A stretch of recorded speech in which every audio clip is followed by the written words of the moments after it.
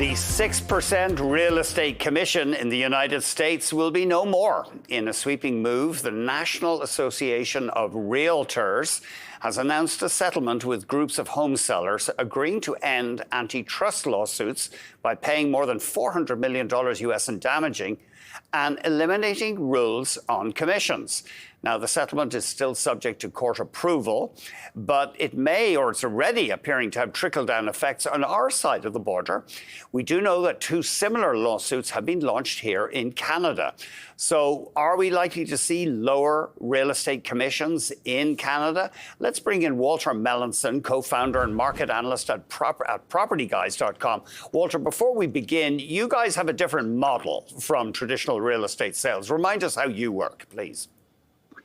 Oh, thanks. Yeah, PropertyGuyscom does not have the traditional real estate model. Instead of charging a real estate commission, PropertyGuyscom charges a flat fee upfront and supplies marketing services to sellers who want to be empowered over a real estate platform to sell their real estate on their own. So say I'm selling a house and I want to get $700,000 for it. How much roughly would I end up paying you guys? Well, you're going to pay a huge discount compared to a traditional real estate agent. PropertyGuys.com packages start as low as $499. Mm-hmm. That's for the advertising portion of the system. And then if you want more services, if you need help with offers negotiation, help with the paperwork, help with showings, that kind of thing, we work with our real estate partners to provide those services, again, at a deep discount. But Andrew, every situation's a bit different, and the aim is to make it of better value compared to the traditional system. So the fees in Canada apparently run 3 to 7%. And obviously on $1 million house, 7% is $70,000.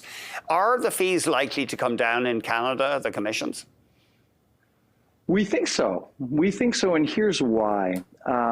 The folks in the United States are the same people that are here in Canada. So, you know, some of North America's largest brokerages are caught up within this settlement in these class action lawsuits in the United States. So what's happening with the settlement is they're agreeing to change the way they do business. So if you're doing business differently in the US, it stands to reason that a lot of the things that you do in the US, you would want to do them here in Canada to really de-risk the business, right? Because writing's on the wall. It was on the wall in the US for the longest time, and it's on the wall here in Canada too.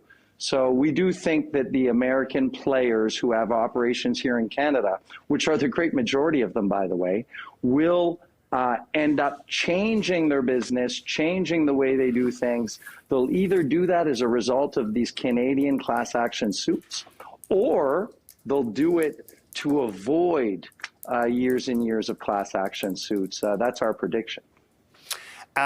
There are apparently more than 140,000 real estate brokers, agents, and salespeople in Canada. I don't know if we need that many, but do you think the numbers will fall in years to come? They'll definitely fall. So what we're seeing in the U.S. right now, I read a great article earlier today from Bernice Ross, who was saying she believes, and she's talking to insiders that are saying that the National Association of Realtor membership is expected to shrink anywhere from 20 to 40%. So if you look at a trade group the size of 1 million members, and it shrinks even by 20%, that's 200,000 less real estate agents within the system. If we see changes that we're seeing in the United States come to Canada, we think the same phenomenon will happen, and there will be less real estate agents for a variety of different reasons.